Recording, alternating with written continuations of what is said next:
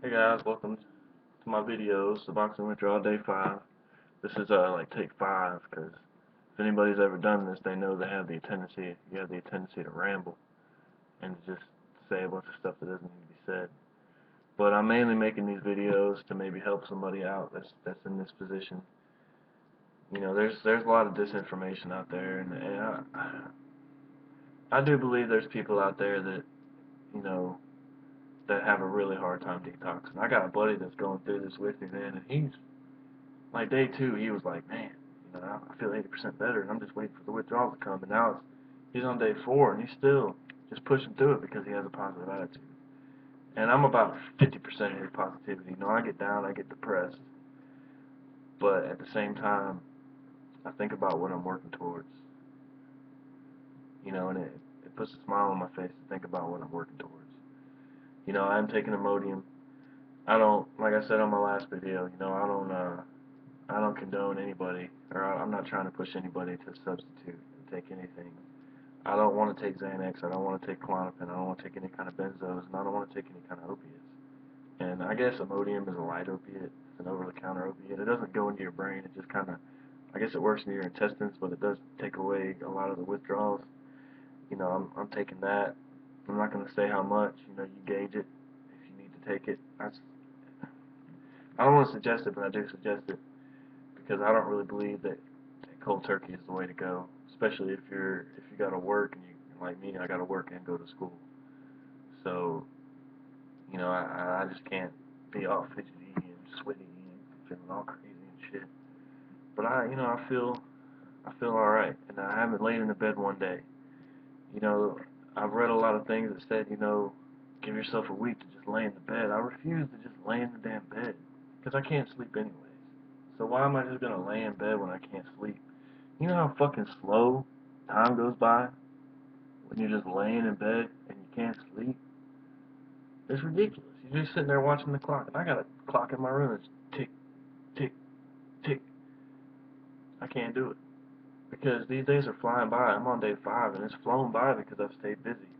Forced myself, I've cut my hair today. I forced myself to cut my hair. I got laundry in. I cleaned up my room. I'm fixing to walk up to the Dollar Tree just to buy some random shit. And I got school tonight. I'm trying to every hour. I woke up at. I actually slept alright because I took the Imodium and melatonin. That helps. Don't take too much because it'll have the reversing effect, or at least it does on me. And again, sorry if I'm rambling. My mind's just going a million miles an hour right now. I still don't feel 100% comfortable around people. I kind of took a walk last night and I was around some people and I just feel kind of weird. It's gonna take time for your brain to get back to where it's at. And I'm really hopeful for the future. I actually have a lot of hope, for the future, and a lot of hope of the things I can do. I'm a smart cat. I know I am. I know that I've got a lot of potential. And I believe in God, and I believe in the devil at the same time, and I believe us addicts. God has a great plan for our lives, and I believe the devil puts these stumbling blocks in our lives so we don't realize that great plan and we don't do the great things that God has for us. So I believe that I can get back on that plan that God has for me, but I can't do it while I'm high because honestly, I hate to say this, but Suboxone became my God. And I think a lot of people can relate to that. Whether you're willing to admit it or not, it takes a lot to admit that. And I've asked God for forgiveness for that, so now I can admit it. Um, it became my God. I got up in the morning and I did it. It's what I relied on. It's what got me through the day. And I'm working on my relationship with God. It'll never be perfect, and I can still try a little harder, but I'm working on it. He knows my heart. He knows I've always had the desire to get clean. And I think if you're watching this video or you're on the internet Googling this kind of thing, you have the desire to get clean too, and it can be done. I've been to rehab. I came off 100 milligrams of methadone cold turkey, and I felt like garbage for about 30 days. Methadone is a hard road.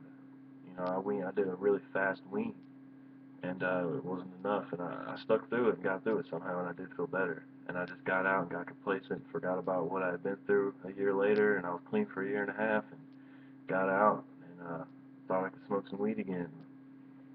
I don't have any problem with people smoking weed. If you're an addict, I don't recommend that you do anything. But if you feel like you gotta have something, you feel like you can just smoke a little bit of weed and not let it cause you to relapse on your drug of choice, then that's fine. That's your decision. But as for me, I can't. I can't do anything. You know, I can't. It's just a slippery slope for me because it lowers my inhibitions. I don't even want to go drink. You know, I don't feel comfortable in that crowd anymore. I've done my partying for my life. I've gotten high enough times in my life. I've killed enough brain cells. You know, I want to have the picket fence in the normal life now. I want to have the things that everybody takes for granted. You know, I've experienced highs and lows in life that I pray nobody has to, but you know what? It's made me the man I am today, and I'm thankful for it. You know, so I just wanted to give somebody some hope today. Suboxone withdrawal day 5, 5 days without it, and I'm halfway through day 5. So God bless you, and I'll see you guys tomorrow.